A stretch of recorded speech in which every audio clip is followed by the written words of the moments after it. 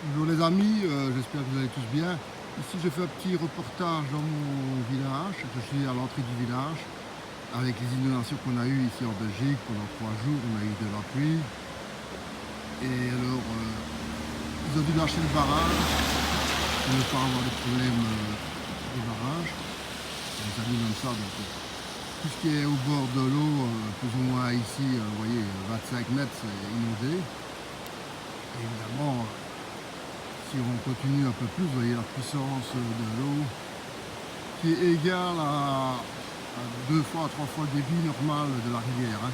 Donc ici on est dans un débit assez conséquent. Ouais, hop, voilà. Donc, ça. Ici heureusement ça n'a pas monté plus. Ça c'est une vieille cabane, donc c'est pas une maison, donc mais elle pourrait se faire emporter si elle avait été plus en avant. Hein. Elle est protégée par le pont qui l'empêche de partir. Et là, on rentre. Vous entendez le bruit, hein? Donc ici, je vous montre la rivière qui est presque un fleuve. Hein. On va dire une grosse rivière. Ouais. Et vous entendez le bruit. Hein.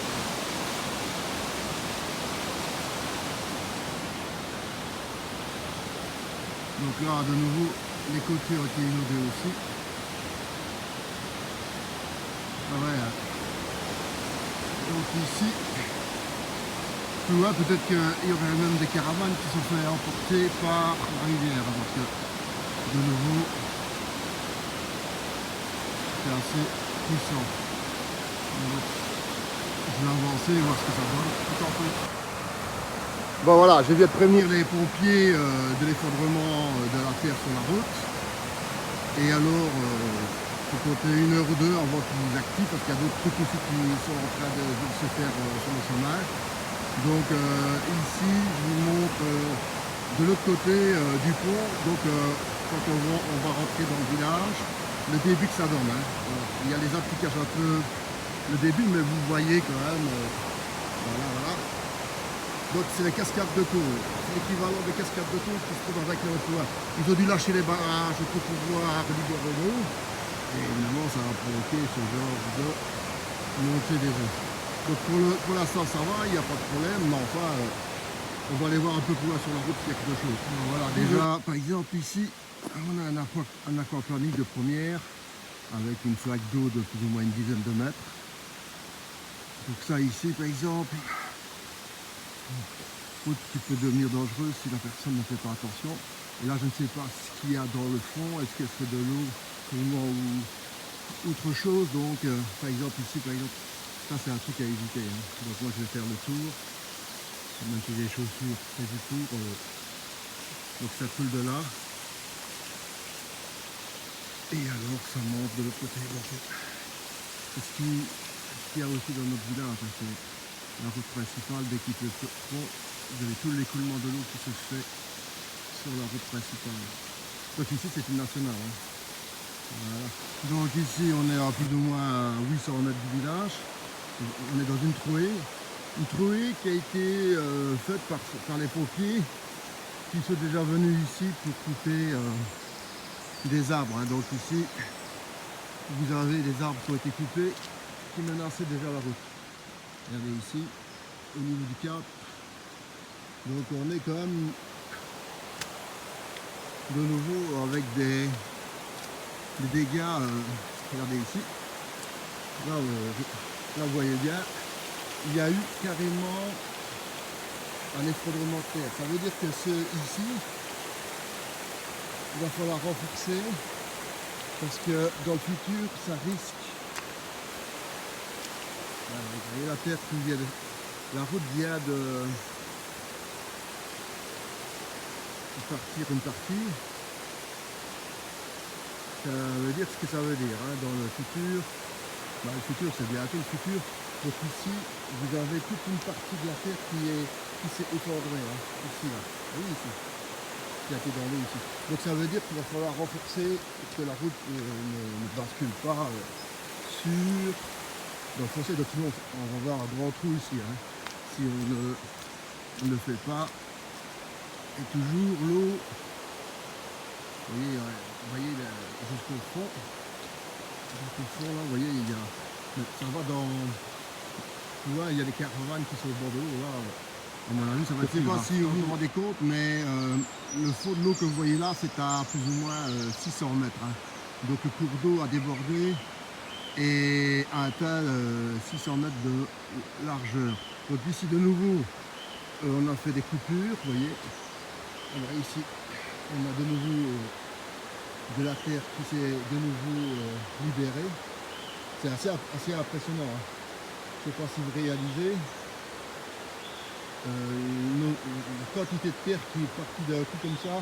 Heureusement, il n'y a pas de maison ici, il n'y a rien du tout. Heureusement. Parce que là, ce serait la catastrophe. Alors ici, par exemple, avec l'eau qui a charrié, on a de la terre qui est venue carrément sur la route, qu'il faudra nettoyer après, quand ça sera plus calme. Donc ici, il va falloir, quand on partira, donc aller tout doucement pour éviter... ça c'est... Ici, il faudra nettoyer. Donc ça, c'est un petit problème, on va dire. Donc de nouveau, l'eau qui descend, et qui amène de l'autre côté. C'est ça qui a provoqué tous les effondrements de terre, toute cette eau qui a été fait d'un coup. Regardez ici par exemple, voilà. Ici, on y est.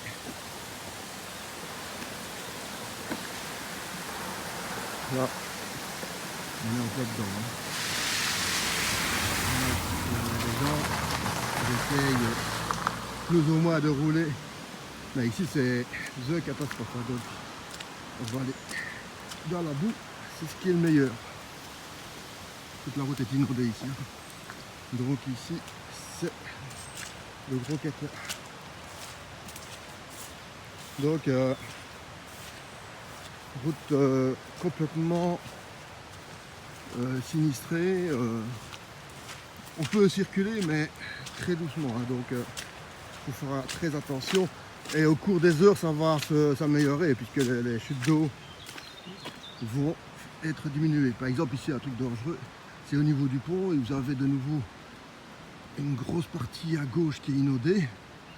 Et s'il y a une autre voiture qui croise à ce moment-là, ben, donc il y a intérêt à rouler très doucement ici pour l'instant, même si c'est pas très conseillé de sortir. Et ceux qui sortent, vous voyez, il y a quand même des voitures qui sont en train de rouler pour X raisons, hein, pour aller chercher du pain ou je sais pas quoi. Bon, enfin bref, il y a des gens qui veulent quand même circuler.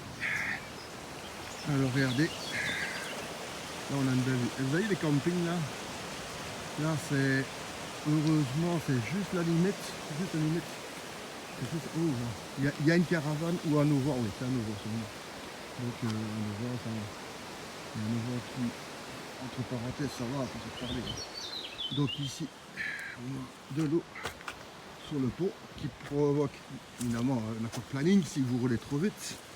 Donc de nouveau, quand il y a des intempéries, la meilleure chose à faire, bah, c'est faire comme j'ai fait, c'est-à-dire vous restez chez vous, vous ne bougez pas et vous priez pour que ça ne vous tombe pas sur le coco, un arbre, une chute d'eau de Niagara, comme certains ont eu. Donc il faut faire très attention. Donc vous voyez, ici les gens ils roulent plus ou moins doucement, plus ou moins. Je dis à plus ou moins. Donc voilà, ici c'est un parking qui servait en même temps de pont quand on avait réparé le pont d'Oignon Sauvé que je vous ai montré au début de la vidéo. Ici c'était l'entrée, on a mis un pont mobile en bois de l'armée pour pouvoir aller de l'autre côté du village de Oignon-Sauvé pour pouvoir aller dans le village. Donc ici vous allez avoir une vue dégagée de ce que c'est une rivière en folie. Donc ici,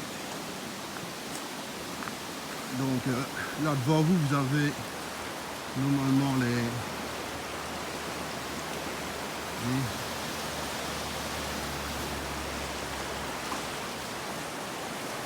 ça c'est une rivière, hein. Donc on est à la même dimension de débordement qu'un fleuve ici. Donc à la même largeur. Ça pourrait être un fleuve ceci. Donc vous voyez, c'est assez incroyable. Et heureusement l'assise en béton ici a été conçue pour supporter un pont, donc ça veut dire c'est du solide. Sinon je ne viendrais même pas ici, c'est trop dangereux. Vous imaginez que si ça s'effondre, à ce moment-là, je me suis emporté par l'eau en faisant ce magnifique reportage. C'est une vraie catastrophe pour la Belgique. Ça, ce n'est qu'une partie de la Belgique comme ça. Hein. Il y a d'autres régions où c'est encore pire qu'ici. Donc, c'est la totale. C'est la totale. Donc, même s'il y a 3 jours de soleil qui vont venir, ça va diminuer. La quantité d'eau dans la rivière, mais il faudra quand même du temps avant que... En plus, il lâche les barrages pour soulager la pression, voilà. Je ne sais pas s'ils ont lâché ou pas, mais oui, parce que... Donc là, pour le camping, il faut oublier. Hein. Là, vous voyez dans la trouée, les dégâts provoqués par l'eau, les caravanes, vous voyez. Donc, c'est quand même assez catastrophique. Donc il y a les caravanes qui ont été écrasées, vous voyez. Ça a été une... Regardez ici sur le côté.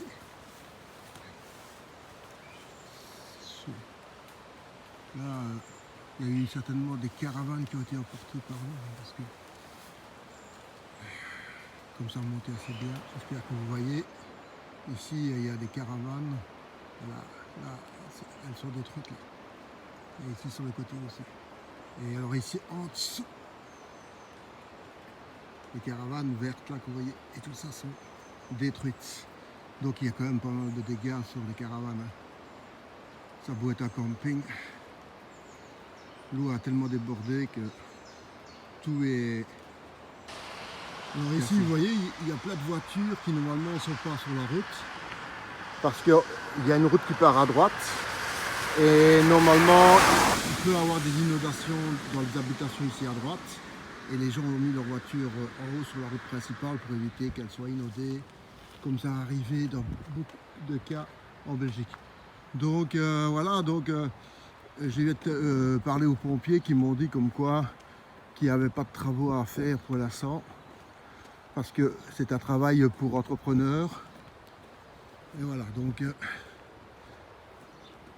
Maintenant, je vous fais un gros plan sur le viaduc de Remouchamp. Donc ça, c'est au-dessus, vous avez toutes les voitures qui passent sur l'autoroute qui va de Liège à Luxembourg. Alors, on est dans un creux de vallée et nous avons une magnifique eau qui est bien brune, donc ça veut dire qu'il y a charrie des terres. Donc voilà, j'espère. Vous êtes toujours là. Regardez la vidéo jusqu'à la fin parce que je ne sais pas les surprises que je vais avoir quand je vais arriver à Remouchamp.